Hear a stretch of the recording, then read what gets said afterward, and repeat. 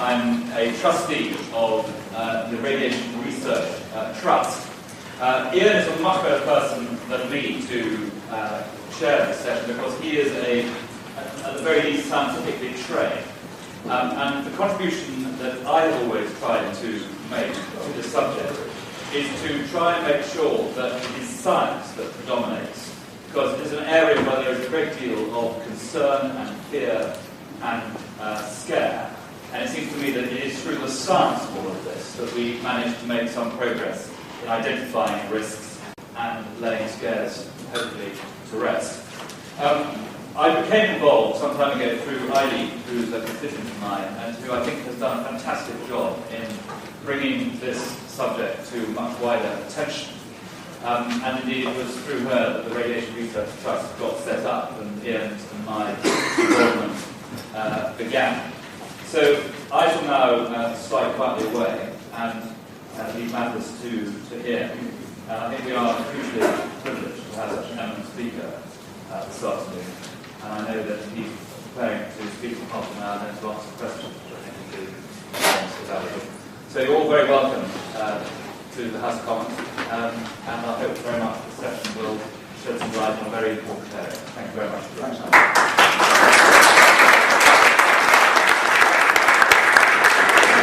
I hope you're taking public transport to running CO2 into the atmosphere. I can't be using my mobile phone on the way.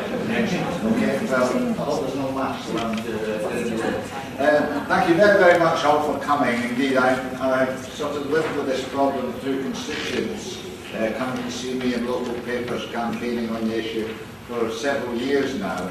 And it's something that won't go away as far as constituents in Norwich are concerned, and right across the country. And although we don't have the kind of evidence that we might need to make the rational, sort of scientific decisions, which are, pretty foolproof. Not that science is ever foolproof, but it's pretty good at it. It's sometimes getting things right. It knows a virus from a bacterium, for example, that causes a disease. We can find things out. I think a lot of people are very demanding of more work being done in this field to find out what the problems are. I joined the Radiation Trust because I've always been concerned about low levels of radiation, be the overhead pylons, or whatever. And as somebody who did genetics, when genetics was always an offshoot of botany in the old days, we were taught that no radiation is really good for you, that there's always some kind of mutation takes place and so on. Well, you have to balance that up, of course, against the benefits. I mean, science is about benefits and risks, and that's what this debate is about. And the public have made their decisions for whatever reason. I'm not going to hear about that today. But as the science moves forward, I think it helps to inform the debate. So we're very, very fortunate today. I think to have somebody who's a very distinguished academic who's come across from the United States. And they're not always the best scientists, I always used to say that, but they're pretty good at it because they're well funded and they can do research. So we're looking forward to hearing how good your research is and what kind of results you have. Please try and convince us. Thank you. Thank you.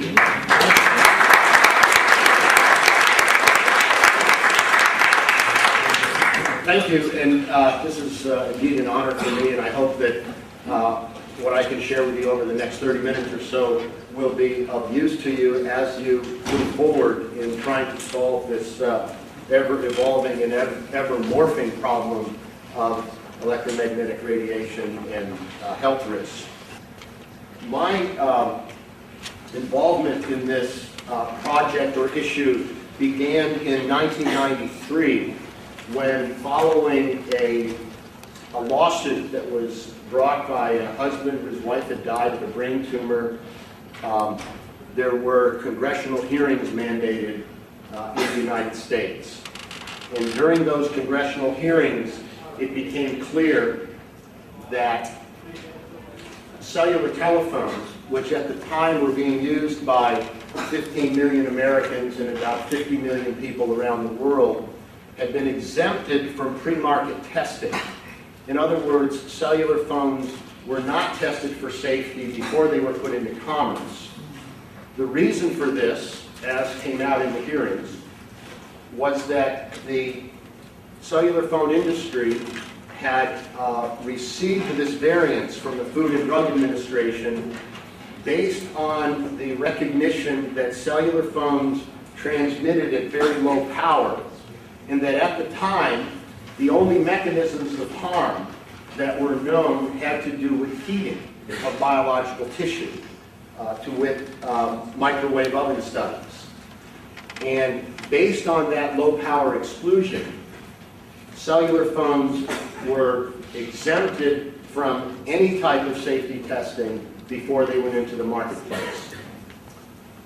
Because there had been questions raised about whether or not cellular phones could be a cause of brain cancer, the Congress turned to the Food and Drug Administration and asked them, what are you going to do about this? Because as I mentioned at the time, there were 15 million Americans using a device now which had been exempted by the government from safety testing and about which safety questions were being raised.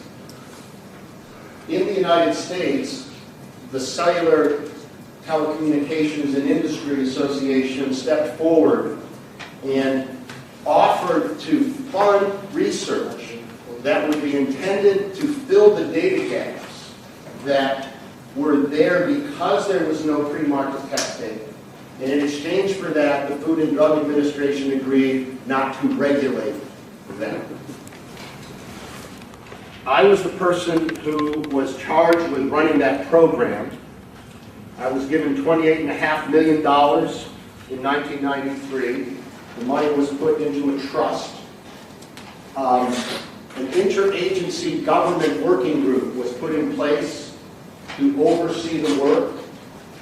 At the Harvard School of Public Health, we enlisted an independent peer review board to peer review all of our work at the protocol stage, at the data analysis stage, and at the final report stage. The paradigm that we followed was the regulatory paradigm that would be applicable to a consumer device like a cellular phone that releases radiation. So pre-market testing for safety, post-market surveillance to make sure that mistakes were not made in the pre-market testing. We set about doing that work following appropriate in vitro, in vivo models in the pre-market testing phase, as well as the development of new exposure systems based on the dosimetry of how people actually use cellular phones.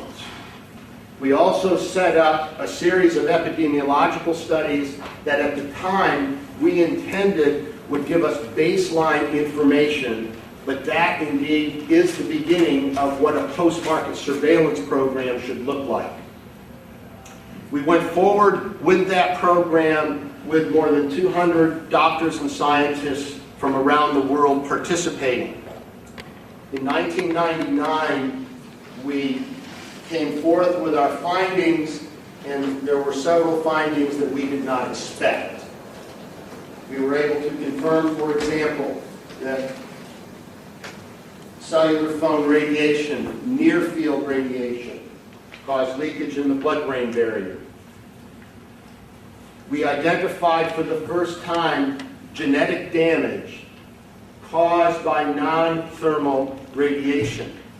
That genetic damage was exhibited by the presence of micronuclei in human blood.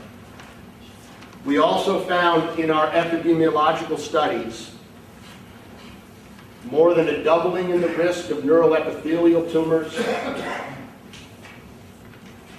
among people who use cellular phones when compared to people who did not use cellular phones. At the time we had these findings, we went both to the Food and Drug Administration and to the cellular telephone industry, and we suggested strongly that they let the public know what was found. Their response was that they didn't feel that the data were strong enough to warrant a public warning. Thank you for your work. We'll take it from here. We felt that that was not an appropriate response. to $28.5 million of research. We went public with the findings on our own, and in the time frame of 1999 to 2001, there was a very famous worldwide split between the scientists who had conducted that work with the $28.5 million and the cellular phone industry. While I was head of that industry's research program, I was sued a couple of times by people who had brain tumors. And I was brought into those lawsuits on the premise that I was withholding information from the public about the dangers of cell phones. When we published our findings, and subsequently I have 3 books now that are out on the subject, it became clear that we were not holding anything back. The plaintiff lawyers came to us and asked whether or not I wanted out of the lawsuit. And a settlement was reached where we gave the plaintiffs $1.25 million, which was what was left on our insurance policy, and they gave us back $250,000 in cash to set up a post-market surveillance registry. Based on setting up that registry, we established the Safe Wireless Initiative. Now, the Safe Wireless Initiative is a project in the nonprofit Science and Public Policy Institute. The Science and Public Policy Institute was established in 1992, and over that time frame was involved in a number of projects involving public education and public health. We were, for example, responsible for overseeing how commercials for smoking cessation were to be conducted following the settlement between the Attorneys General in the United States and the tobacco industry. With the $250,000, we put in place a post-market surveillance registry which, had the regulatory authorities been taking regulatory steps, would have been put in place anyway. It's important to understand that in the United States today and in Great Britain today, cellular phones and wireless technology are not regulated for safety. Because of that dearth of regulation for safety, we established within the Safe Wireless Initiative a continuation of the work that we had first embarked on with the $28.5 million from the wireless industry themselves.